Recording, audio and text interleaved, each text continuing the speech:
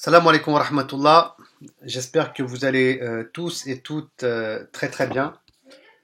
Donc on va aujourd'hui faire notre quatrième partie de l'introduction à la biographie du prophète Mohammed sallallahu alayhi wa sallam, inshallah. C'est l'avant-dernière. Donc samedi prochain, ça sera à, que je ne dise pas de bêtises, à 19h30. Voilà, samedi prochain à 19h30, Inch'Allah, il y aura donc la cinquième partie de l'introduction qui sera en même temps la dernière, 19h30, car comme vous le savez, on sera pendant le mois du Ramadan. Donc on s'arrêtera à 20h30 et comme ça on aura le temps, Inch'Allah Ta'ala, pour Al-Iftar. Ceci étant dit, aujourd'hui, on va étudier ensemble le contexte religieux qu'il y avait à l'époque du prophète, sallallahu alayhi wa sallam, dans la péninsule arabique. Puis ensuite, on parlera un peu du système politique, religieux, enfin politique surtout, aux alentours de la péninsule arabique, le système tribal aussi. Puis on donnera aussi des exemples liés comme ça à la biographie du prophète, sallallahu alayhi wa sallam, pour qu'on comprenne mieux la sira et pour qu'on s'imprègne de la thématique. Mais avant tout, pour introduire le sujet, je voudrais continuer un peu ce que j'ai dit la dernière fois. Parce que la dernière fois, j'ai parlé des livres, des ouvrages qui ont été écrits. Bien entendu, il y a d'autres ouvrages. On a reçu des mails en disant oui, il y a tel livre et puis il y a tel livre. Et il y a énormément de livres, aussi bien en langue arabe qu'en langue française. Donc, la première chose que je voulais éclaircir ici, c'est de dire que on n'a pas fait une liste exhaustive des ouvrages, même en langue française. On a présenté certains ouvrages importants et intéressants pour, derrière ça, parler un peu des méthodologies des auteurs et, comment dire, des différents types de lectures que vous pourriez avoir. Voilà, donc c'était ça uniquement l'objectif. Donc c'est normal qu'il y ait des livres qu'on n'ait pas cités. Et puis ensuite, ce que je voulais dire, c'est qu'au début de l'islam, on est dans une communauté de l'oral. Et ensuite, on va passer à l'écrit. Et puis, on va travailler sur l'histoire, la véracité. Et puis là, dernièrement, on a travaillé sur les enseignements spirituels, éducatifs, etc. Mais là, on est dans une ère qui est nouvelle. On est dans l'ère de l'Internet. On est dans l'ère de l'électronique. Et donc, excusez-moi, il est important qu'on vienne aussi à innover dans le domaine des sciences religieuses et dans le domaine de la sira du prophète Mohammed sallallahu alayhi wa sallam. Et c'est pour ça que, au sein de l'Institut Sira, on a lancé, avec des casques Oculus qu'on pose sur la tête, une visite en immersion de la mosquée du prophète Mohammed sallallahu alayhi wa sallam, comme si vous y étiez à son époque. Et à l'intérieur de la mosquée, vous pouvez changer de lieu. Et cette visite, on l'a fait faire avec nos casques, comme vous le savez, dans les différentes villes où on fait nos expositions. Et puis, Inch'Allah Ta'ala, alhamdulillah, on avait un petit bug sur une appli téléphonique qu'on voulait sortir. Et Inch'Allah Ta'ala, on espère que d'ici la semaine prochaine, elle sorte déjà sur Android.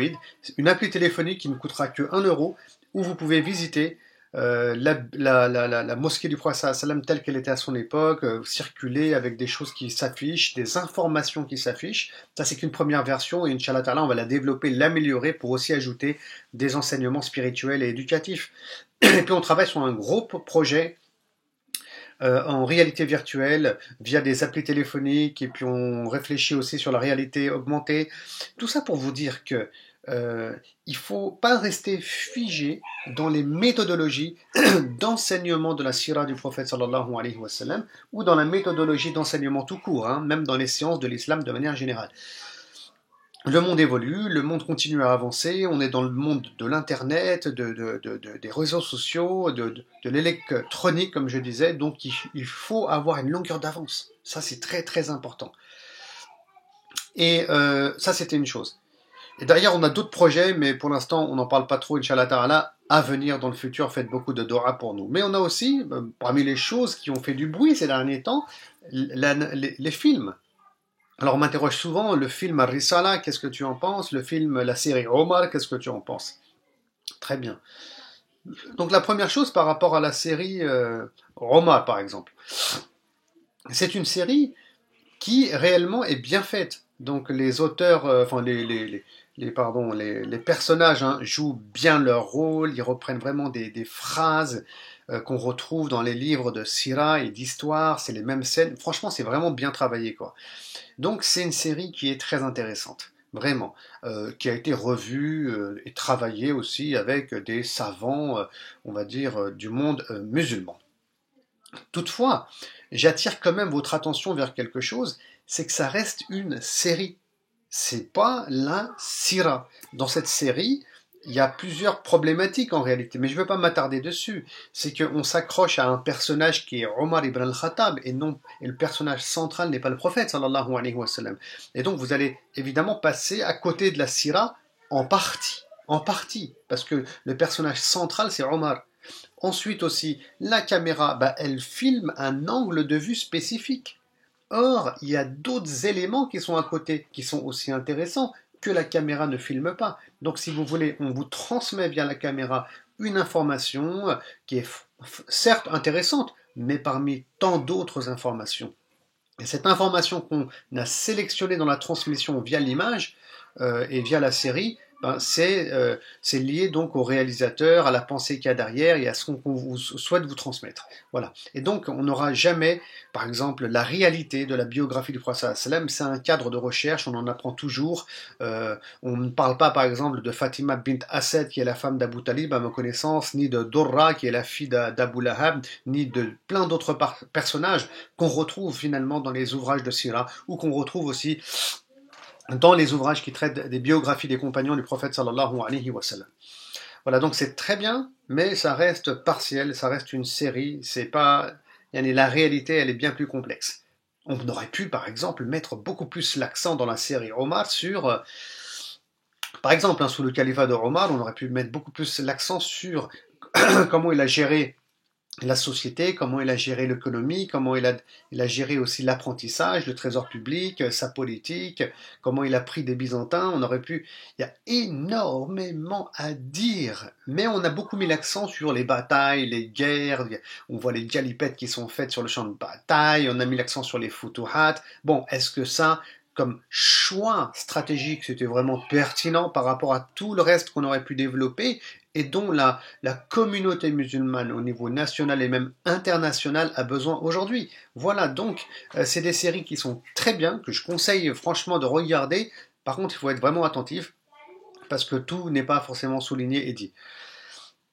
Voilà, après il y a toujours des polémiques, est-ce que c'est bien, pas bien que les compagnons soient représentés dans le film, c'est des acteurs, etc. Bah, ça c'est des sujets qui n'ont pas de fin par rapport au débat. Il y en a qui disent que c'est pas bien parce que c'est un manque de respect pour les compagnons, mais en vérité il n'y a ni texte du Coran, ni texte du Hadith, ni rien du tout. Et donc on reste, la plupart des savants, ils restent sur le fait que c'est par conséquent autorisé. Car interdire une chose, en islam, hein, il faut quand même un dalil clair. C'est-à-dire soit un verset du Coran qui l'interdit, ce n'est pas le cas ici, soit un hadith authentique du prophète sallallahu alayhi wa sallam, ce n'est pas le cas ici. Donc, voilà, ce qui fait par contre l'unanimité, c'est qu'on ne voit pas le prophète, bien sûr, sallallahu alayhi wa sallam, car là, c'est le messager de Dieu, c'est autre chose. Quant au film Ar-Risala, qui a été fait par Mustafa Akkad, c'est un film très célèbre, bien entendu, que je conseille aussi. Alors, bien sûr, il dure très longtemps. Et là, il y a beaucoup d'erreurs en fait hein, qui sont commises dans ce film-là, beaucoup d'imprécisions.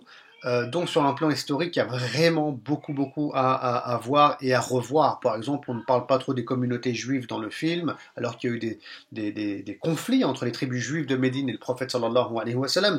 Ce n'est qu'un exemple. Ça fait longtemps que je n'ai pas vu le film, mais bon, je ne crois même pas qu'on parle de la bataille de Mu'ta, qu'on parle de la bataille de Al-Ahzab des coalisés, donc il manque des épisodes importants. Bon. Mais c'est pas pour autant que c'est un mauvais film. C'est un très bon film aussi. Pourquoi? Parce que là, il faut revenir à l'intention de l'auteur Mustafa Akkad, hein, rahimahullah, parce qu'il est mort dans un attentat, lui et ainsi que sa fille. Il faut savoir que, comment dire, son objectif. Eh oui, il faut toujours regarder l'objectif d'une personne. Son objectif est de transmettre les valeurs de l'islam au monde occidental. Et lui, il est aux États-Unis. Vous voyez, pour montrer l'image du prophète sallam et l'image réelle de l'islam. Et donc il s'appuie sur des éléments de la sira, pas sur toute la sira, il n'a jamais prétendu ça, sur des éléments de la sira pour transmettre ces valeurs-là. Et donc là, c'est une réussite, effectivement, c'est pour ça que c'est le film coup de cœur de tous les musulmans, machallah, il y a une baraka dans ce film-là. qu'Allah subhanahu wa ta'ala prenne en miséricorde le réalisateur du film et tous ceux qui viendront après en vérité se sont appuyés sur son travail à lui. Donc il a fait une bonne nouveauté, on va dire. Bref, Inch'Allah Ta'ala, on aura sûrement l'occasion de revenir sur ce film à travers des interventions par la suite. Et puis enfin, il y avait une volonté de faire une trilogie, dit-on, une trilogie vraiment avec le réalisateur du film Matrix, qui est un film américain connu, avec là on parle de millions de dollars d'investis, vraiment quelque chose d'énorme, d'énorme, d'énorme. J'ai même rencontré personnellement des gens qui ont travaillé sur cette trilogie. Alors au début c'était un film, après c'est parti sur une trilogie, et j'en sais pas vraiment grand-chose en réalité au niveau du détail. J'ai rencontré des savants, des imams, des du'at dans le monde musulman, comme au Koweït, comme en Arabie Saoudite, des gens qui ont travaillé dessus. Mais malheureusement, enfin, tout d'abord, heureusement, le travail a été terminé, donc ça devait sortir en France, en Europe, ça fait près de 8-9 ans que j'attends ça peut-être, mais malheureusement, il y a eu des désaccords entre les pays qui sont derrière, vous savez, Koweït, Arabie Saoudite, etc. Ils se sont pas mis d'accord sur certains points, comme le titre du film ou je ne sais pas quoi, et finalement, le projet qui était pourtant terminé, eh ben, il est passé tout simplement à la poubelle, quoi. Et ça, c'est grave. Ça, c'est grave. Et ça nous rappelle quelque chose, c'est que t'as beau avoir de l'argent, t'as beau avoir tout ce que tu veux quand tu veux faire un projet pour Allah subhanahu wa ta'ala, un projet grandiose.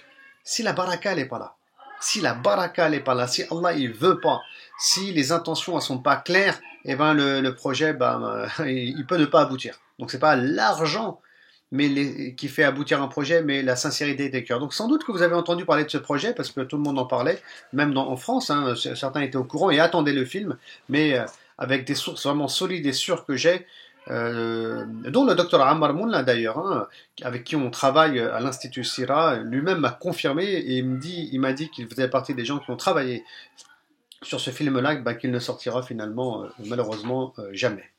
Bref, voilà, ça c'était pour introduire la journée d'aujourd'hui, enfin la soirée d'aujourd'hui, la thématique d'aujourd'hui. Et sans tarder maintenant, on rentre dans le détail par rapport au contexte religieux de l'époque du prophète sallallahu alayhi wa sallam.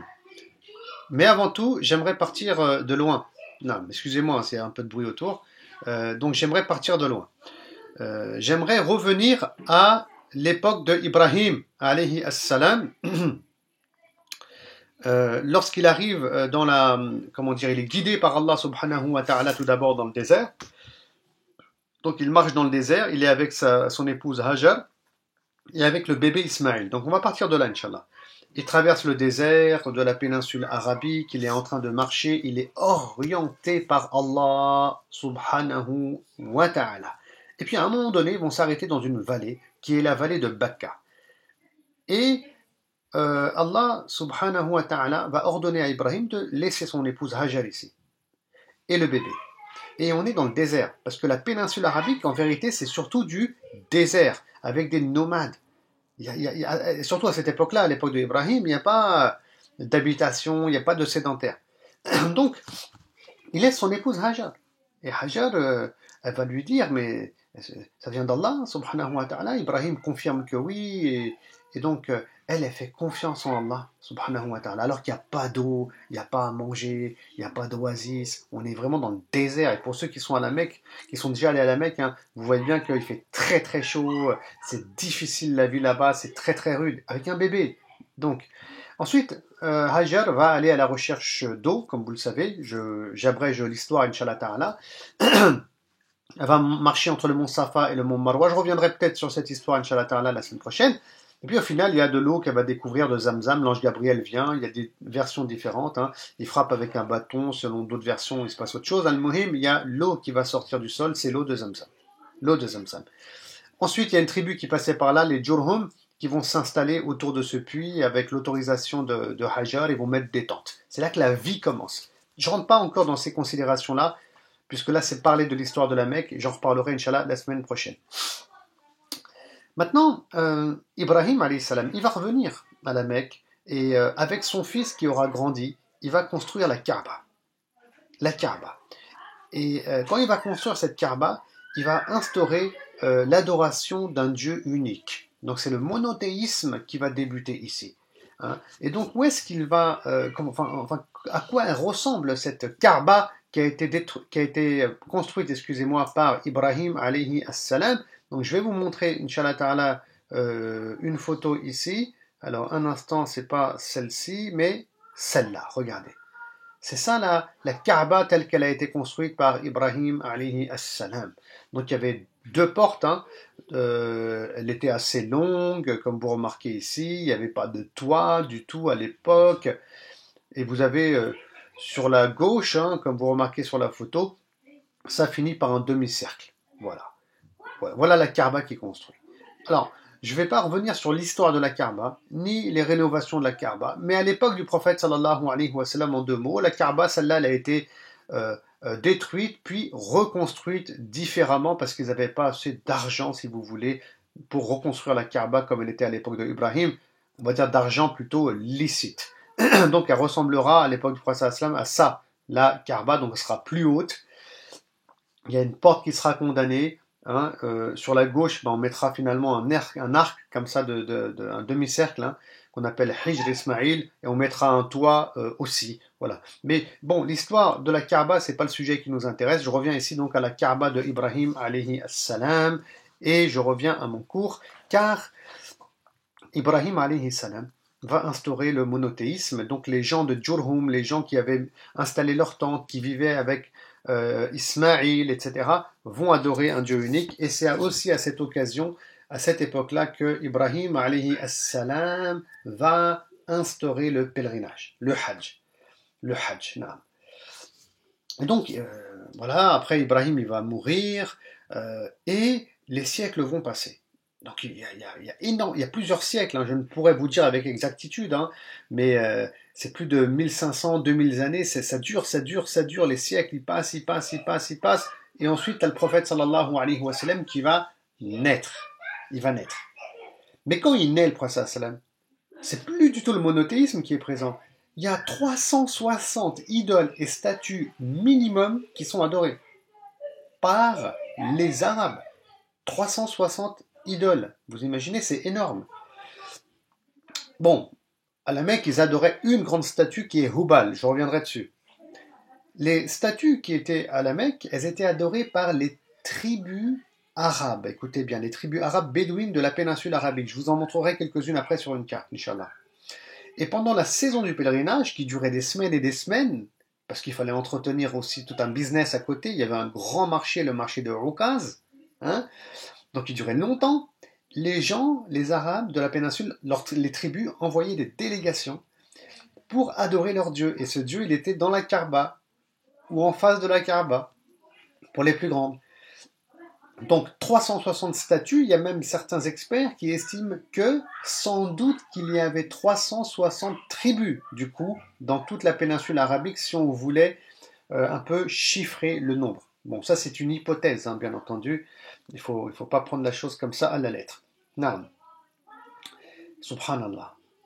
Entre l'époque de Ibrahim alayhi salam, où on adore un Dieu unique, et l'époque du prophète sallallahu alayhi wa sallam, il y a l'idolâtrie qui s'est installée carrément dans la péninsule arabique. Et ça nous rappelle quelque chose. C'est que Shaitan, il ne chôme pas. Iblis, qui est notre ennemi déclaré, car Allah dit dans le Coran, Fattakhidhuhu aduwwa, prenez-le comme ennemi. Il ne chôme pas. Il ne chôme pas. Il fait croire aux gens qu'ils sont dans la bonne voie, mais en vérité, ils dévient, et puis il y a encore des déviances, et encore des déviances, et des couches comme ça de déviance. Et après, on passe à de l'idolâtrie, et on s'écarte de la voie du monothéisme. Et c'est ce qui s'est passé avec les religions qui nous ont précédés, concile sur concile, débat d'intellectuels religieux sur débat d'intellectuels religieux. On est arrivé à imaginer que oui, Jésus est le Fils de Dieu, etc. Et il y a eu énormément de changements. Et bien entendu, nous les musulmans, bien que Allah subhanahu wa ta'ala nous ait envoyé le dernier des messagers et des prophètes de l'humanité, bien qu'on ait le Coran qui ne soit pas falsifiable, mais on a quand même plus de 1400 ans qui nous séparent de l'époque du prophète sallallahu alayhi wa sallam. Croire que tous les musulmans ils sont mashallah dans la bonne voie, aujourd'hui on n'a rien à se reprocher, tout est clair, nickel, mashallah, comme si Shaitan il dort depuis 1400 ans, écoutez-moi bien, c'est déjà s'être fait avoir par Iblis sans qu'on s'en rende compte. Et d'ailleurs, c'est un des plus beaux pièges de Shaitan, qu'Allah subhanahu wa ta'ala nous préserve de lui, hein, que de croire qu'on est dans la bonne voie, hein, alors qu'on ne l'est pas forcément. Donc faisons attention, Inch'Allah ta'ala, à tout ça. comment l'idolâtrie est apparue à la Mecque et dans la péninsule arabique? Alors, c'est l'histoire d'un homme qui s'appelle Amir ibn Luhay. Amir ibn Luhay, qui va se rendre, donc c'est des siècles et des siècles après, comment dire, la mort de Ismaïl même, hein, il va se rendre en Syrie, au Cham. Et là-bas, il va voir qu'il y a des gens qui adorent des idoles. Non. Et ces gens là-bas, ils vont dire que ces idoles qu'on adore, elles sont très importantes et elles écoutent leurs doigts, leurs invocations. Car quand on leur demande qu'il pleuve, eh ben il pleut. C'est ce qu'ils diront les gens en Syrie. Quand on leur demande la victoire, eh ben on gagne aussi. Et c'est pour ça qu'on les respecte et qu'on les adore. Et donc ce Amir ibn Luhay va être impressionné, il va être bluffé, il va demander qu'on lui donne une idole. Et cette idole s'appelle Hubal. Il va la ramener à la Mecque et il va la dresser. C'était un marchand pour que les gens se mettent aussi à l'adorer par rapport à tous les bienfaits qu'elle procure. Et c'est comme ça que l'idolâtrie va apparaître à la Mecque. Alors bien sûr, on me dit oui, mais parfois on me dit oui, mais comment ça se fait qu'ils sont aussi rapidement passés du monothéisme à l'idolâtrie? Non, non, ça s'est fait par étapes. Ça s'est fait par étapes. On dit qu'au début, il y avait des gens qui étaient très très pieux, et puis quand ils sont morts, on a voulu, comment dire, faire des sculptures qui les représentaient. Et on les mettait, ces sculptures, dans les lieux où les gens, ils allaient faire des choses haram, en fait, pas bien. Comme ça, quand ils voyaient ces sculptures, ils se rappelaient ces gens pieux. Donc voilà, il y a des débuts comme ça d'idolâtrie. Aussi, on prenait des pierres de la Kaaba, et puis quand on était en déplacement et en voyage, on mettait la pierre et on tournait autour. Donc il y avait des choses comme ça qui sont apparues. Et puis surtout, et ça c'est l'histoire qui se répète, il faut bien lire le Coran pour le comprendre, bah, c'est qu'il y a de l'argent à faire en fait. Et oui, à travers le culte des dieux, il y a beaucoup d'argent à faire. Tous les Arabes venaient à la Mecque, il y avait plein de marchés, dont le marché de Oukaz. C'était devenu, et on le verra la semaine prochaine, Inch'Allah Ta'ala, la capitale commerciale de la péninsule arabique. Donc c'est eux qui avaient le pouvoir, de manière générale, hein, à la Mecque, parce qu'ils avaient aussi le pouvoir religieux. Donc ils avaient le politique, le religieux, et ils gagnaient beaucoup d'argent sur les plus démunis, sur les plus faibles. Donc l'idolâtrie va, comment dire, faire rentrer énormément d'argent. Hein, et va donner énormément de pouvoir. Et c'est toujours ces choses-là liées à la dunya qui font que, si vous voulez, donc ces faux cultes perdurent. Et d'ailleurs, c'est ça aussi le problème que le prophète sallam va rencontrer quand il va être face aux idolâtres. Hein. C'est-à-dire qu'ils savent, les idolâtres de la Mecque, que Mohammed n'est pas un menteur. Ils savent qu'ils disent la vérité, le connaissent parce qu'il est né avec là-bas à la Mecque, mais ils ne veulent pas le suivre. Pourquoi? Parce qu'il y a trop à perdre, sur un plan politique et sur un plan économique. Et c'est ça que les gens ne veulent pas lâcher, comme Pharaon, il n'a pas voulu lâcher, comme d'autres tyrans de ce monde ne lâchent pas, même aujourd'hui. Le pouvoir, l'argent pour tendre vers le bien, c'est pas. Donc là, eh ben, ils vont combattre le prophète du coup, sallallahu alayhi wa sallam. Maintenant, ils adoraient. Bon, voilà comment l'idolâtrie va s'installer. Maintenant, ils adoraient tout et n'importe quoi, hein, subhanallah, les Arabes de l'époque. Hein. La tribu de Tamim, par exemple, ils avaient fait un dieu avec des dates. Vous imaginez, avec des dates. Avec des dates. Et puis quand il y a eu une période de famine et qu'ils ont eu faim, il y a un poète qui raconte que les gens de Tamim ont sauté sur leur dieu et l'ont mangé. Et puis ce poète, il s'est moqué d'eux. Ils adorent un dieu, ils le respectent, ils le vénèrent, mais quand ils ont faim, il n'y a pas de pitié. Hein. Ils sautent dessus et ils le mangent. Il y en a qui adoraient le soleil, il y en a qui adoraient la lune, et puis carrément, il y en a qui avaient fait des déesses, il y en a qui adoraient des déesses, des filles soi-disant de Dieu, des filles de Dieu carrément. Euh, donc ici, voilà une photo qui représente, Inch'Allah Ta'ala, je vais vous l'expliquer, une carte de la péninsule arabique avec les différents grands sanctuaires. Alors, tout d'abord, on va aller au numéro 3. Regardez, hein, je prends Inch'Allah Ta'ala, 2 secondes, hein. Laissez-moi juste un instant. Le curseur. Alors, le curseur qui ne veut pas se déplacer, malheureusement. Un instant. On va y arriver. Voilà, j'y suis arrivé. Donc, vous avez vu, ici, suivez mon curseur, Inch'Allah Ta'ala. En 3, vous avez donc Hubal. Voilà. Donc c'est où numéro 3 1, 2, 3, ici. Vous avez vu, c'est la ville de la Mecque en fait. Hein. Donc ça, c'est pour vous situer Hubal, la grande statue adorée, surtout adorée par les Mécois en vérité. C'est pas forcément par tous les Arabes, mais surtout par les Mécois qui veulent que les autres, bien sûr, viennent à l'adorer. Et puis ensuite, comme je vous ai dit, euh, les Arabes à l'époque aussi prenaient en compte trois déesses, des filles de Dieu. Certains disent que ils n'ont pas voulu rentrer en compétition avec l'histoire des chrétiens, fils de Dieu, parce que c'est aussi des idées qui circulaient déjà à cette époque-là. Donc par exemple en 1, à Taïf, ici la ville de Taïf que vous voyez, vous avez une déesse qui était adorée et qui s'appelle Allat. Allat. Donc c'est une déesse qui est vraiment connue, célèbre et très importante, qui était donc adorée, comme vous pouvez le lire ici, par les habitants de Taïf. Allat. Ensuite, je vais vous présenter la numéro 2, qui s'appelle Uzza, Al-Uzza, qui se trouve juste à côté de Taïf, à Nakhla. Ensuite, j'aimerais aussi vous parler de la numéro 4, qui se trouve à Qudayd. Donc, la numéro 4, regardez ici, c'est Manat. Donc, Manat, elle est adorée à Qudayd, et sachez quelque chose, c'est la déesse qui était adorée par les Médinois. Donc, quand le prophète Sallam il arrive à Médine, les idolâtres de là-bas, ils n'adoraient pas Hubal, ni Allat, mais Manat, qui se trouvait donc ici en numéro 4 à Qudayd. Médine, c'est ici, comme vous remarquez, et entre Médine et ici la Mecque, on a environ 460 km. Alors pourquoi je vous parle de ces trois déesses en premier lieu, Taïf, celle qui est à Taïf, donc Allat, celle qui est à Nakhla, Uzza et Manat, qui est à Qudayd et qui est la troisième, c'est parce qu'elles sont citées dans le Coran. Elles sont citées, je répète, dans le Saint-Coran, dans la sourate An-Najm. Donc je regarde juste mes notes ici pour retrouver. Donc c'est sourate 53, versets 19 à 21.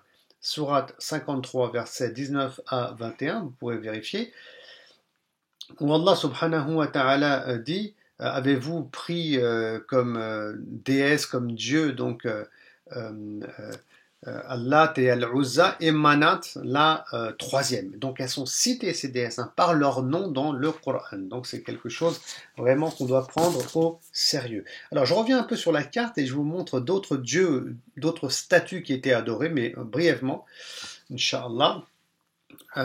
Donc ici vous avez par exemple, alors un instant. Alors, en 5, vous avez Suwar. En 5, vous avez Suwar, donc qui est ici à Yanba. En 6, vous avez Wad, qui est à Douma al-Jandal. En 7, ensuite, pardon, vous avez à Balkha ici Nasr. Et puis Yarouth en 8 à Jizan.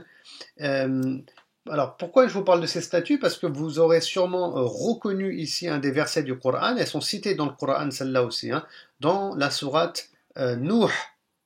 Et si vous voulez, je vous raconte l'histoire en 2 mots. Donc, elles sont éparpillées. Je laisse encore la carte ici et je continue à parler. En fait, quand il y a eu le déluge à l'époque de Nuh, sachez que le peuple de Nuh adorait ces statues et ces idoles, et ça c'est bien connu. Mais quand il y a eu le déluge, eh ben, elles ont disparu ces statues. Elles se sont éparpillées en réalité autour de la péninsule arabique. Mais après le déluge, si vous voulez, ce qui s'est passé, ce qui s'est passé, c'est que les gens ont retrouvé ces idoles et ils les ont ramenées tout simplement dans des lieux, dans des villes, ils en ont fait des sanctuaires, ils ont commencé à les adorer à nouveau, tout simplement. Et donc elles existent encore à l'époque du prophète Mohammed sallallahu alayhi wa sallam. Donc j'ai pris le Coran ici, et donc Allah subhanahu wa ta'ala, il dit dans la sourate Nuh, donc c'est la sourate 71, donc vous pourrez vous référer au verset numéro 23.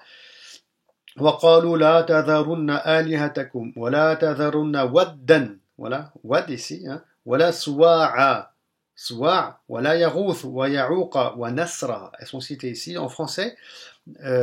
Et ils ont dit aux leurs, alors que Noé les appelait à l'adoration d'un Dieu unique, hein, les gens ont dit aux leurs, n'abandonnez jamais vos idoles, n'abandonnez ni Wad, ni Suwa, ni Yarouth, ni Yarout, ni Nasr. Donc, et ça existe encore ces idoles à l'époque du prophète sallallahu alayhi wa sallam. En tout cas, quoi qu'il arrive, malgré tout ça, sachez que à la Mecque, à l'époque du prophète sallallahu alayhi wa sallam, euh, il y avait encore des gens qui adoraient un Dieu unique. Et on les appelle les Ibrahimiya, c'est-à-dire ceux qui sont restés attachés au culte de Ibrahim.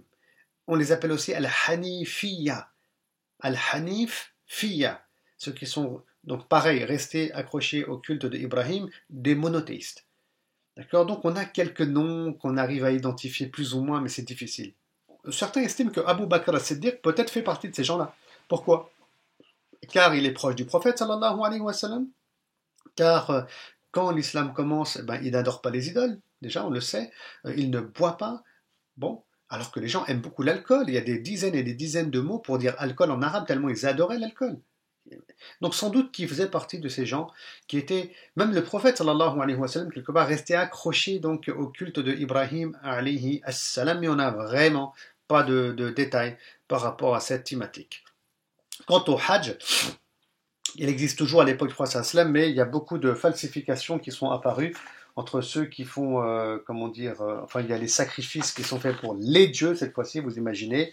Il y en a qui font même le tawaf tout nu carrément, hein, pour vraiment enlever toute souillure. Donc il y a des déviances qui sont apparues. Maintenant, sachez qu'il y avait d'autres religions aussi à cette époque-là. Donc je vais vous montrer une autre carte, Inch'Allah. Un instant. Alors, Inch'Allah, une autre carte. Voilà. Alors, il y avait d'autres religions. Tout d'abord, il y avait des chrétiens qui étaient présents, hein, dans la péninsule arabique. Les chrétiens, on va commencer par eux, Inch'Allah.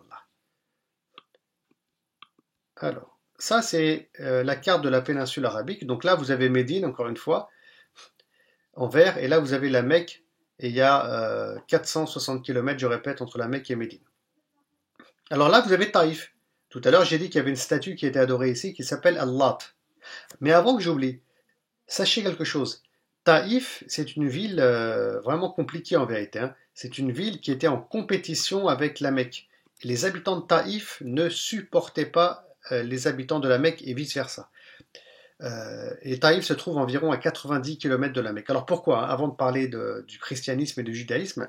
Parce que l'année de la naissance du prophète sallam, il y a une armée qui est venue du sud de la péninsule arabique, c'est-à-dire du Yémen, avec Abra, le gouverneur. Et ils ont voulu détruire, ils sont venus avec des 60 000 combattants, environ un éléphant, etc., pour détruire la Kaaba. Et quand ils sont arrivés, quand l'armée d'Abra est arrivée à Taïf, les gens de Taïf, ils ont avancé un guide qui va les accompagner jusqu'à la Mecque. Et ça, à la Mecque, ils l'ont jamais digéré. Donc ils détestaient les gens de Taïf, il y avait un conflit entre eux. Ce conflit-là, il va durer longtemps. Je ne vous cache pas, il va durer très très longtemps. Et en plus, ça il faut le comprendre et pas l'oublier, c'est que les gens de Taïf, ils voulaient que la Mecque tombe en vérité, pour que ce soit eux qui deviennent la ville centrale pour tous les Arabes, et que leur statue, qui s'appelle donc Allat, devienne la déesse principale adorée par les Arabes. Comme ça, ils vont pouvoir avoir le pouvoir et aussi développer le commerce. Et c'est pour ça d'ailleurs que quand le prophète sallam il va se rendre à Taïf, on va lui jeter des pierres. Vous avez compris? Il va à Taïf, on ne l'écoute pas, on lui jette des pierres, on ne veut pas de lui, parce qu'il est de Quraysh en fait, il est de la Mecque. Donc il déteste, comme je vous ai dit, les Mecquois, là-bas. C'est pour ça aussi que ils vont être parmi les tout derniers à embrasser l'islam dans la péninsule arabique. Hein, ils embrassent l'islam en l'an 9 de l'Hégire. Les gens de Taïf, en l'an 9 de l'Hégire, à peine un an avant la mort du prophète sallallahu alayhi wa sallam. C'est aussi pour ça que lors de la prise de la Mecque, Fath Mecca, on a les habitants de Taïf qui sont avec la tribu de Hawazin, pas très loin de la Mecque, avec une armée. Ils se disent, la Mecque est déstabilisée, on peut peut-être attaquer maintenant. Donc ça explique beaucoup de choses. Je reviens, Inch'Allah Ta'ala, donc sur ma carte. Hein. Voilà, maintenant par rapport aux chrétiens, comme je disais, ils sont présents déjà à Najran. Donc les chrétiens de Najran, ici, Najran. Hein. Donc Najran, c'est du côté du Yémen. Alors le Yémen, j'ai mis ici le Yémen, regardez. Mais en vérité, le Yémen, c'est pas dans le sud ici. Le Yémen, ça monte jusque-là au moins. D'accord? Regardez ma flèche, le Yémen, ça monte au moins jusque-là. Donc c'est bien plus grand. Puis on avait un royaume ici qui s'appelle le royaume de Himyar. Le royaume de Himyar. Et c'est ce royaume d'ailleurs que Abraha, le roi, on peut dire, du Yémen, hein, ou le vice-roi du Yémen, qui était présent à la naissance du prophète sallam, c'est ce royaume qu'il essayait de reconstruire, car il était tombé suite à un incident qu'il y avait eu à Najran, car il y avait avant un roi juif qui s'appelait Zunouaz, qui était dans la région, qui avait persécuté et tué les chrétiens de Najran. Mais il y avait toujours des chrétiens. Et à l'époque du prophète sallam, ici à Najran, on a des chrétiens qui sont présents et qui vont d'ailleurs rendre visite au prophète sallallahu alayhi wa sallam en l'an 9 de l'Hégire à Médine. Et d'ailleurs, ils débattront sur la place de Jésus au sein de la mosquée et ils dormiront dans la mosquée même, vous imaginez, quand viendra le moment de prier. Selon le centre de recherche de Médine, ils vont même faire leur prière dans la mosquée. Mais ils ne vont pas embrasser l'islam. Au final, c'est une longue histoire et ils décideront de vivre sous l'autorité des musulmans, l'autorité politique, et paieront un impôt pour avoir des droits, bien sûr, sociaux et aussi pour être protégés par l'armée musulmane.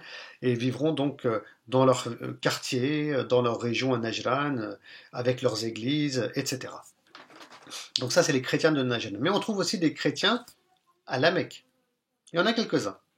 Le plus connu est Waraqa ibn Nawfal.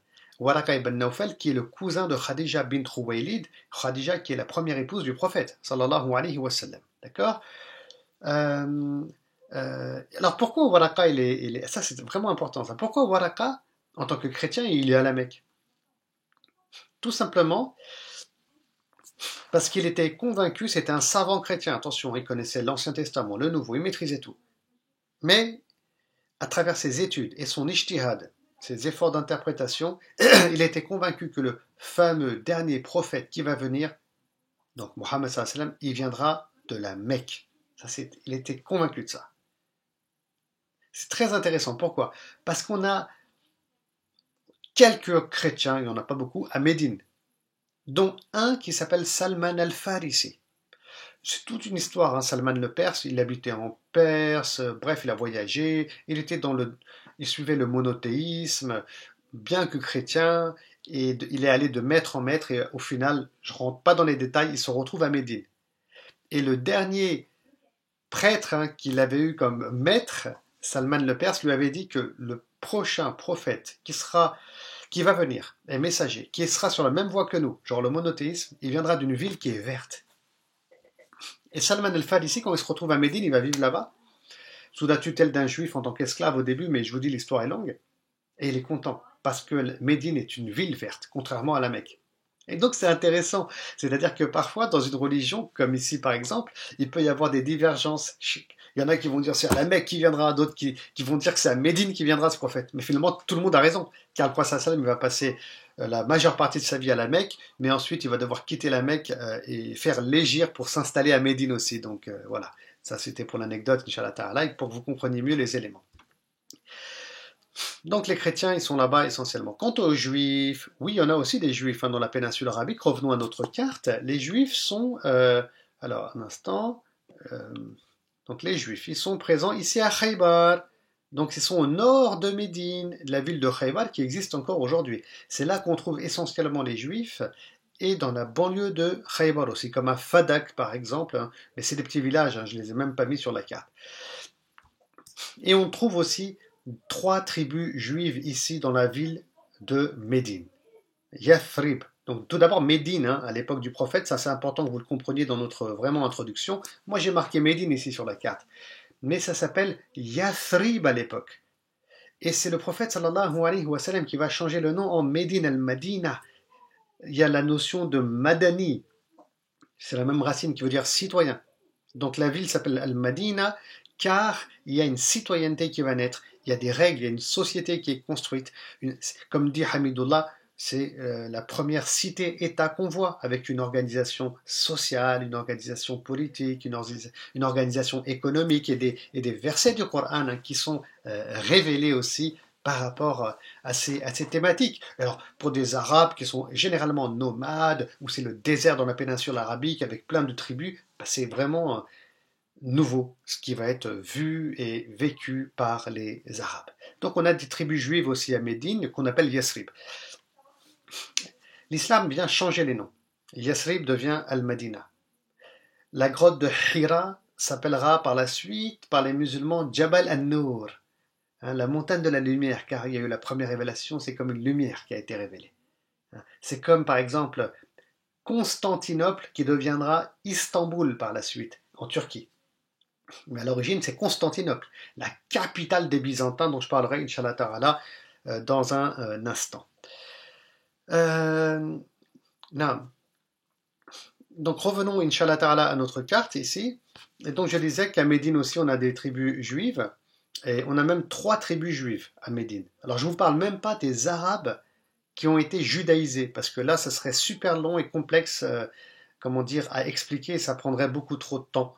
Mais on a 3 tribus importantes dont on entend parler dans les ouvrages. Dans tous les ouvrages de Sira, on en parle. Et donc, je vais en parler, Inch'Allah Ta'ala, rapidement. Mais avant tout, je vais vous montrer une carte.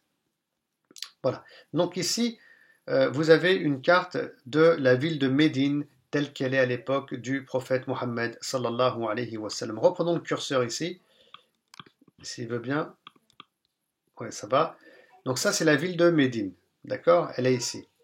Donc sur la droite ici, vous avez marqué Harra Waqim. Donc ce sont des roches volcaniques qui se trouvent à la droite de la ville de Médine, donc à l'est. Ensuite ici, à l'ouest, donc à gauche, il y a Harra al-Wabra. C'est aussi des roches volcaniques. Ces roches volcaniques, elles existent encore aujourd'hui.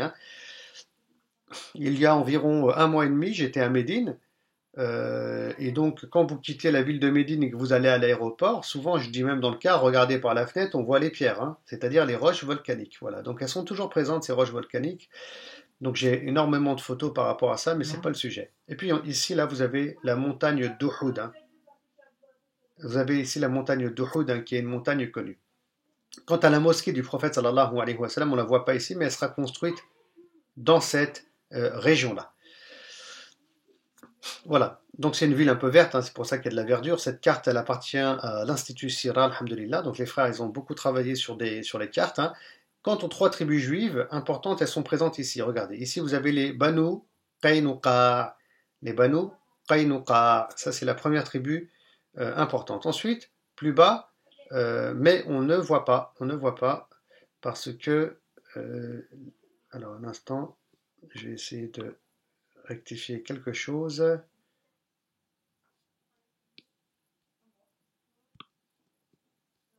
Voilà, un instant.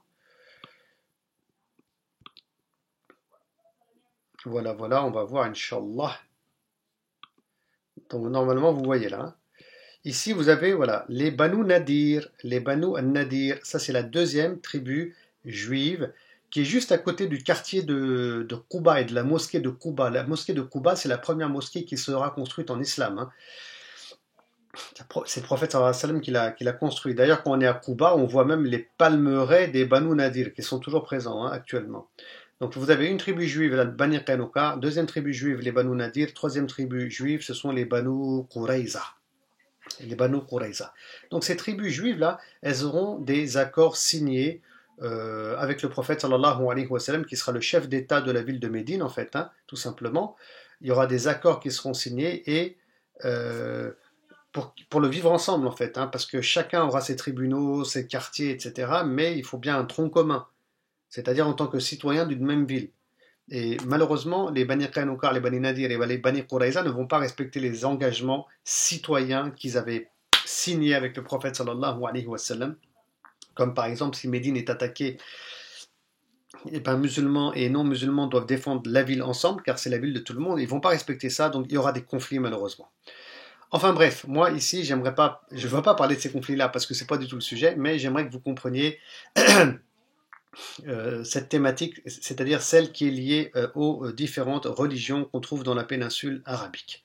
Voilà, donc je vous remonte une dernière fois ici la ville de Médine, et on va la quitter, mashallah, la ville de Médine, pour revenir aux tribus. Voilà, donc ça c'était l'histoire de parler des différentes religions qu'il y a dans la péninsule arabique. Maintenant, on va parler des puissances qu'il y a autour, Inch'Allah Ta'ala. Donc ici, vous avez les Sassanides, par exemple, les Sassanides. Donc les Sassanides, c'est très intéressant, parce que dans les livres, en fait, si vous voulez, c'est marqué les Perses. Et ça c'est toute une histoire aussi, hein. C'est pour ça que je voulais faire cette introduction aussi. Quand vous lisez un livre, des fois c'est marqué les Sassanides, des fois c'est marqué les Perses. En fait, c'est la même chose. Seulement, sur un plan universitaire, on dit les Sassanides, c'est mieux. C'est comme là, par exemple, vous avez marqué les Byzantins. Les Byzantins, vous avez vu, hein, c'est marqué les Byzantins. Mais il y a des livres, c'est marqué les Romains. En vérité, c'est pas les Romains, c'est les Byzantins. C'est la même famille. Ils sont tous chrétiens, si vous voulez. Seulement les Romains, ils ont comme capitale Rome, alors que en Italie, les Byzantins, ils ont comme capitale Constantinople, qui est en Turquie, l'actuelle Turquie, hein. Donc, parfois, si vous voulez, parce que dans le Coran, on a une sourate qui s'appelle la sourate Ar-Rum, hein, Ar-Rum, et du coup, on dit Roumain, Romain. Mais non, c'est pas Romain, c'est les Byzantins, pour être précis. Parce qu'il y a des cours d'histoire, on parle des Byzance, de Byzance, c'est un empire, c'est connu. Donc on va pas, on va dire, développer cette thématique ici. D'accord. Donc ne soyez pas, parce que subhanallah, le lecteur quand il lit, des fois il est perturbé. Il y a un livre c'est marqué Rome, l'autre c'est marqué Byzance, là c'est marqué Sassanide, là c'est marqué Perse. Si tu n'as pas des notions, tu es complètement perdu. Non. Euh, donc on va revenir sur les Byzantins, hein. Donc les Byzantins, alors les Byzantins, eux, non pas, on va parler, excusez-moi, je reprends la flèche, des Sassanides, hein. Donc les Sassanides, eux, ce sont des gens qui sont en réalité liés à l'idolâtrie, hein, à cette époque-là, ou quelque chose qui est semblable. En tout cas, pour être plus précis, ils sont masdéistes. Les Sassanides sont masdéistes.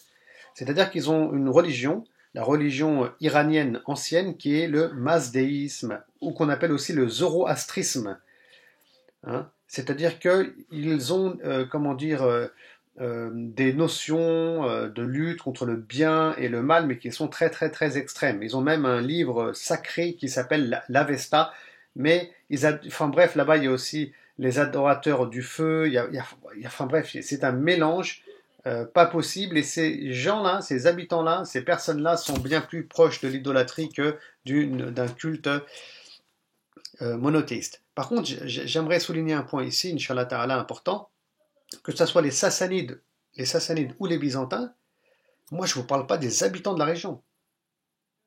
Les Byzantins, j'ai dit qu'ils ont comme capitale Constantinople. Quant aux Sassanides, eux, ils ont comme capitale Madain. Ça aussi, il faut le savoir. Madain, c'est leur capitale. Mais en fait, c'est des conquérants. Ils viennent, ils avilissent les peuples.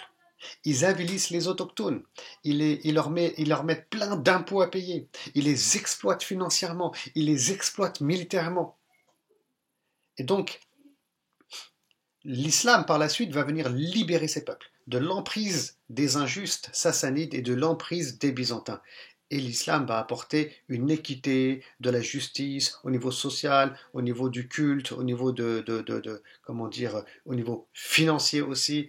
Et c'est pour ça que ces musulmans, après la mort du prophète sallallahu alayhi wa sallam, seront accueillis comme des sauveurs en réalité. Et c'est comme ça aussi, c'est pour ça aussi que l'islam va prendre absolument partout. Non.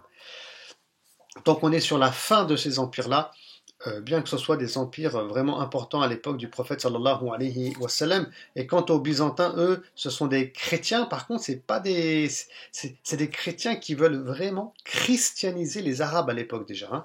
Ils veulent christianiser l'ensemble des Arabes. Et pour ça, d'ailleurs, ils comptent beaucoup sur Abraha, qui est gouverneur au Yémen. Et les Byzantins, ils sont très conquérants. Ils veulent convertir de force, en fait, hein, les gens au christianisme. Et les Sassanides ici, je répète, qui ont comme capitale Madain, ils étaient souvent en guerre, constamment en guerre contre les Byzantins. Vous voyez, c'est un peu à l'ancienne les États-Unis contre l'URSS, quoi, hein, les deux grandes puissances. Et les Byzantins, voilà, ils étaient là. Et la guerre, elle tournait autour de la région du Cham. Vous avez vu, j'ai marqué ici le Cham. Et le Cham, à cette époque-là, c'est pas la Syrie. Non, le Cham est toute une région. Je vous explique rapidement, c'est la Syrie, la Jordanie, le Liban, la Palestine et une partie de l'Égypte. Donc c'est toute une région. Aujourd'hui, quand on dit Cham, par exemple, là, c'est la Syrie. C'est pour ça que même les mots, il faut faire attention. Dans les livres de Sira, quand c'est marqué le Cham, attention, ça a une définition. Le Yémen, je vous ai montré tout à l'heure, Donc le Yémen, sa frontière, c'est pas comme la frontière actuelle, hein. Sa frontière, c'est au moins jusque-là. Quand on dit Ifriqiya dans un livre d'histoire de langue arabe, c'est pas l'Afrique, c'est la Tunisie et Tunis essentiellement, et ainsi de suite. Ensuite, vous avez des chrétiens aussi ici, en Afrique, en Abyssinie. D'accord, ici vous avez l'Abyssinie, avec le royaume d'Aksum. Et là-bas aussi, ce sont des gens qui sont chrétiens, mais qui sont pas du tout, ils n'ont pas la même mentalité que les Byzantins. Ils sont beaucoup moins conquérants que les Byzantins. Et on remarque que les chrétiens d'Abyssinie, ils sont sur un dogme différent. Ils n'ont pas comme volonté non plus en réalité, si on analyse bien la situation et le sujet, j'ai travaillé beaucoup dessus, ils n'ont pas pour volonté de christianiser les Arabes de la péninsule arabique. Alors juste une remarque ici aussi, le prophète, bien sûr, à son époque, sallallahu alayhi wa sallam, il enverra des musulmans qui sont à la Mecque en Abyssinie. Il va les envoyer en Abyssinie. Pourquoi? Pour des raisons longues et complexes qu'on ne peut vraiment pas développer ici. Mais euh, il va choisir l'Abyssinie car là-bas, le roi est un homme juste. Il a qualifié le prophète sallam comme étant un homme juste.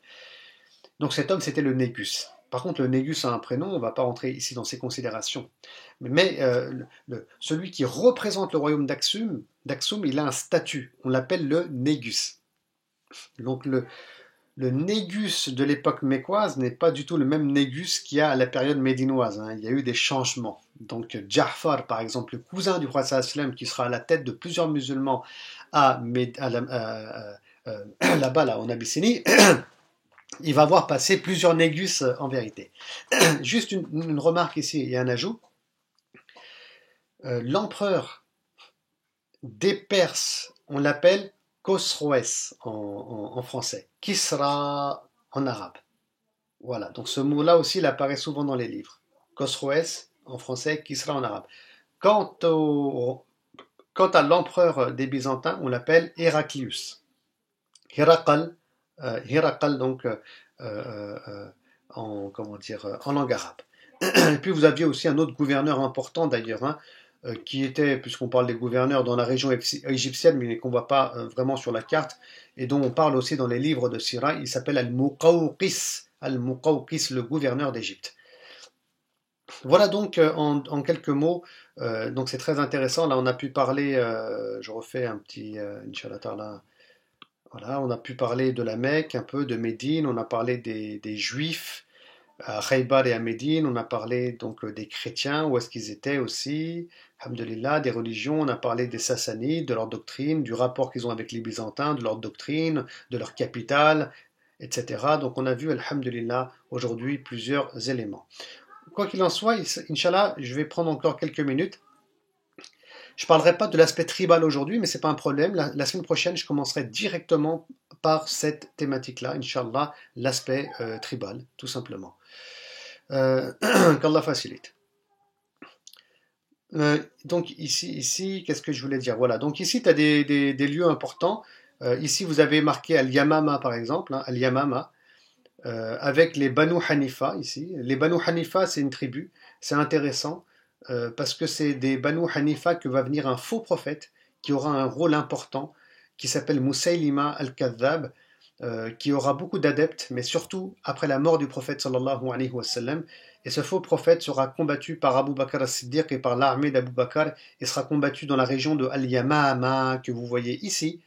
Et c'est pour ça que cette bataille s'appellera donc la bataille d'Al-Yamama. Donc voilà, il y a des lieux comme ça qui sont intéressants, qui sont des lieux clés, Inch'Allah Ta'ala, je voulais vous les montrer. Ici, vous avez aussi Tabouk, hein, comme vous voyez sur la flèche, hein, Tabouk, parce que le prophète sallallahu alayhi wa sallam, en l'an 9 de l'Hégire, il entend parler, on dit que les Byzantins, hein, ils ont décidé d'envahir la Médine et d'attaquer Médine, hein, tout simplement. Et donc, le prophète sallam, il monte avec une armée en direction du nord, et il va jusqu'à Tabouk, parce que c'est là qu'il allait rencontrer les Byzantins, mais finalement, il n'y aura pas de bataille. Khaybar, j'en ai parlé. Taïf, j'en ai parlé. Jeddah, j'en ai pas parlé. C'est pas important. À l'époque, Jeddah n'existe pas vraiment, hein. Aujourd'hui, il y a l'aéroport de Jeddah, tout simplement. C'est pas forcément important. Ici, vous avez Sanaa. Sanaa qui est la capitale du Yémen, et c'est actuellement encore, hein, la capitale du Yémen. Ensuite, ici, vous avez des tribus. Comme vous avez vu, des tribus, je les ai mises en marron, mais je les ai pas toutes mises. J'ai dit qu'il y a peut-être 300, 360 tribus peut-être à l'époque. J'ai mis les noms de certaines tribus qui apparaissent vraiment beaucoup dans les livres de Sirah. Donc je les ai sélectionnés. Les Banu Asad, par exemple, les Ratafan. Les Ratafan, ils sont importants parce qu'ils sont présents contre les musulmans, par exemple, lors de la bataille des coalisés. Et puis il y a un certain Nu'aym aussi parmi eux qui embrassent l'islam, c'est connu. Les Banu Sulaym aussi, ils sont présents ici. C'est eux qui seront derrière le massacre de 70 musulmans lors du massacre de Bir Ma'una. Ici, on a la tribu de Rifar, à laquelle appartient le compagnon Abu Dhar al-Rifari. Ici, vous avez les Khuza'a, dont je parlerai la semaine prochaine, qui étaient des alliés du prophète, sallallahu alayhi wa sallam, etc., etc. Ici, vous avez les Banu Hanifa, j'ai dit. Donc, juste une remarque, Inch'Allah Ta'ala, et je vais terminer par ça. Quand on dit Banu Hanifa, ça, c'est une tribu. Hein, c'est une tribu. Ça veut dire quoi? Banu. Ah, ouais, on se pose la question, Banu, ça veut dire quoi? Alors, on dit que on sait que c'est le pluriel de Ibn. Et quand je pose cette question, toujours on me dit, ça veut dire les fils de. Non, c'est pas les fils. Les fils, c'est en langue arabe, effectivement. Mais là, on utilise la langue arabe, mais dans le domaine de l'histoire. Donc, Banu, ça veut dire les descendants de. Donc, chaque tribu descend d'un personnage. Les Banu Hanifa, ça veut dire les descendants de Hanifa. Ils forment toute une tribu, subhanallah. Toute une tribu. Et ensuite, à l'intérieur des tribus, tu as des clans. Tu as des clans. Et tu as des sous-clans. Et des sous-clans, tu as au moins 7 niveaux comme ça. Et tout ça, c'est un travail d'expertise avec une terminologie précise. Donc, je ne vais pas rentrer dans ce domaine-là, parce que là, ça serait voilà, comme si tu faisais de la brasse, on va dire, au milieu de l'océan, tellement c'est énorme. Par contre, retenez cette idée-là, Banu Hanifa, les descendants de Hanifa. C'est comme dans le Coran, quand Allah il dit Ya Bani Israël, oh vous les Bani, les Banu, c'est la grammaire ici, les descendants de Israël. C'est qui Israël? C'est le nom d'une personne. C'est pas Israël le pays. Israël ici c'est Jacob en fait. Jacob il est appelé Israël. Donc les descendants de Jacob qui vont être en Égypte avec Joseph et les autres, c'est eux qu'on appelle les Bani Israël. Le prophète Mohammed maintenant, sallallahu alayhi wa sallam, il appartient à une tribu, une grande tribu qui s'appelle Quraysh et qui habite à la Mecque. C'est pour ça qu'on ne va pas dire les Mécois. Nous on dit les Mécois dans le parler, mais en vérité c'est pas précis. On devrait dire les Qurayshites parce que c'est une tribu, il n'y a pas de ville en réalité à cette époque-là. Mais dans la tribu de Quraysh, vous avez plein de clans. Le clan du prophète Mohammed sallallahu alayhi wa sallam, c'est les Banu Hashim, les descendants de Hashim. Hashim, c'est qui? Et on verra ça, Inch'Allah ta'ala, la semaine prochaine. C'est l'arrière-grand-père du prophète sallallahu alayhi wa sallam. Tous ceux qui descendent de lui forment un clan. Mais encore une fois, il y a des sous-clans. Il y en a qui sont affiliés au grand-père, au père, à des familles, des sous-familles, etc. Et Inch'Allah ta'ala, on verra ce sujet la prochaine fois. Pour terminer, Inch'Allah, j'aimerais vous reparler encore une fois du crowdfunding qu'on a lancé. On a lancé un crowdfunding important à l'Institut Sira, car comme vous savez, on a beaucoup d'activités. On a, notre revue pour faire connaître le prophète sallallahu alayhi wa sallam et les valeurs de l'islam. On a aussi nos formations. Là, je suis en train de faire une formation en fait. Hein. C'est la partie 4, elle va durer 5 heures. Où on fait une introduction à la sira du prophète sallallahu alayhi wa sallam. On fait des formations avec le docteur Ammar aussi. On a la réalité virtuelle avec l'appli téléphonique à venir. On a des formations par rapport à à l'enseignement de la sira aux enfants avec des experts aussi. On a aussi les expositions. Voilà. Donc les expositions. On en a fait plus de 30 à Marseille, à Paris, à Limoges. À Bruxelles bientôt, mais c'est annulé malheureusement. On était à Villeparisis, à Gennevilliers, à Orly, etc., etc. Là, on a dû, malheureusement, avec le Covid-19, annuler plein d'événements. Et puis, Inch'Allah Ta'ala, on a besoin d'acheter des maquettes. Voilà, donc actuellement, on voudrait acheter 4 maquettes minimum. Là, je dis minimum, parce que, au début, on avait le choix d'acheter 4 maquettes, et puis on les fait fabriquer à Médine, ces maquettes. Écoutez bien, dans le musée de Médine, ce sont des partenaires. Et pour 10 000 euros, ils sont prêts à nous fabriquer 4 maquettes, belles, avec des experts qui vont travailler dessus, à nous les envoyer par bateau, et puis ensuite et aussi à les couvrir avec du, du, du pexi, etc., pour les protéger. Hein. Et donc on a besoin, Inch'Allah Ta'ala, aujourd'hui de 10 000 euros, au minimum. Pourquoi? Parce que si on arrive, et on essaiera, Inch'Allah Ta'ala, de monter à 15 000 euros, voire à 20 000 euros pour le crowdfunding, on va tenter le coup, Inch'Allah Ta'ala, ben on n'aura pas 4 maquettes, mais peut-être 6, 7 maquettes, voire même des maquettes géantes, des grandes maquettes qu'on pourrait mettre dans une expo fixe. L'expo fixe, genre c'est comme un petit musée, c'est pas pour tout de suite maintenant, mais c'est à venir. Voilà, c'est en cours de préparation.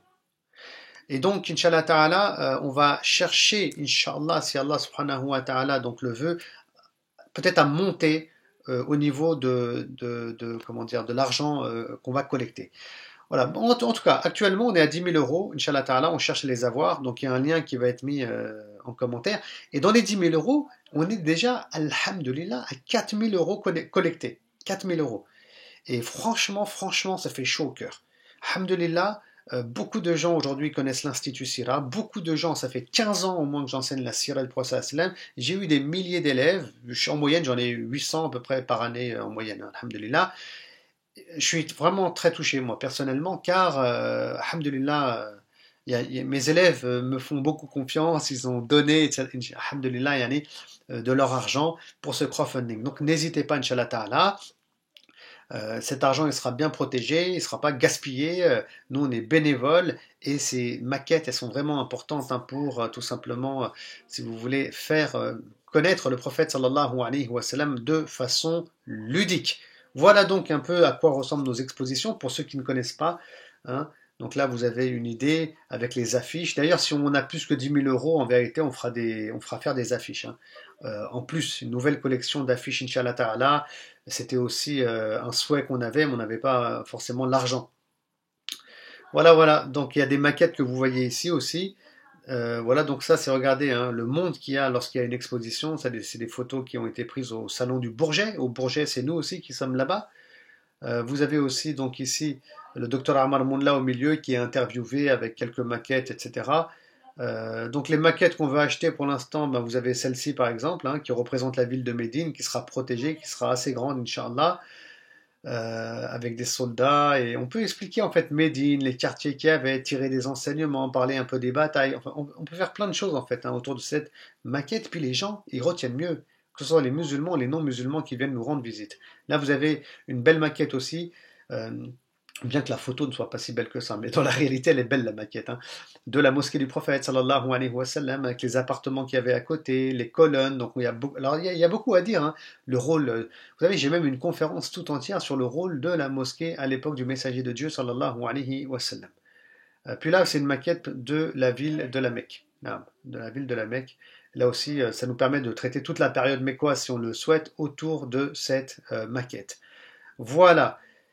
Donc, alhamdulillah, je vous dis, on est déjà à presque 4 000 euros de collectés. Franchement, moi je suis touché, ému, parce que c'est un projet qui est lié à la da'wah. Et on s'est dit, on va se lancer, on n'a pas forcément les fonds. On gagne de l'argent en vérité à travers notre association, vous savez, à travers la vente de la revue, etc. Mais franchement, c'est réinvesti dans la réalité virtuelle qui coûte, là ça coûte 2 bras. On peut même dire que ça coûte un poumon, hein, tellement ça coûte cher. Vous ne pouvez pas imaginer. Hein, dès que vous rentrez dans le monde virtuel et électronique, mais on a beaucoup misé dessus en réalité, car c'est la technologie et puis on peut toucher un grand public et dans plusieurs langues et tout ça au nom de la da'wah. Subhanallah, nous on essaye de s'inscrire dans la da'wah du prophète sallallahu alayhi wa sallam. On veut être dans ce rôle de montrer le vrai visage de l'islam, le vrai visage du prophète sallallahu alayhi wa sallam. On y croit, on est toute une équipe. Vous connaissez plusieurs membres de cette équipe. Et aujourd'hui, voilà, on a besoin de votre soutien. À travers vos du'as, à travers vos dons, Inch'Allah Ta'ala, 10 euros, 50 euros, ce que vous pouvez, Inch'Allah Ta'ala. Et puis on est en plus bientôt sur le mois du Ramadan et le prophète sallallahu alayhi wa sallam, hein, il était très généreux pendant ce mois-ci. La générosité, bien entendu, subhanallah, le monde va tellement mal aussi.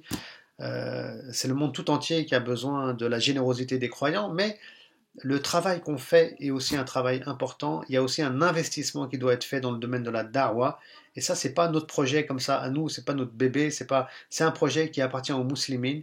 Inch'Allah Ta'ala, aujourd'hui, vous avez l'occasion de participer. Et franchement, pour tous ceux qui ont donné, tous ceux qui nous soutiennent, même tous ceux qui sont avec leur cœur présent avec nous, ben, qu'Allah subhanahu wa ta'ala vous donne le meilleur. Qu'Allah subhanahu wa ta'ala accepte votre jeûne et qu'Allah subhanahu wa ta'ala vous ressuscite avec le prophète Mohammed sallallahu alayhi wa sallam. Et puis j'espère franchement ben, que cette introduction elle vous plaît et comment dire, je n'ai pas terminé parce qu'il y a l'aspect tribal qui est vraiment important.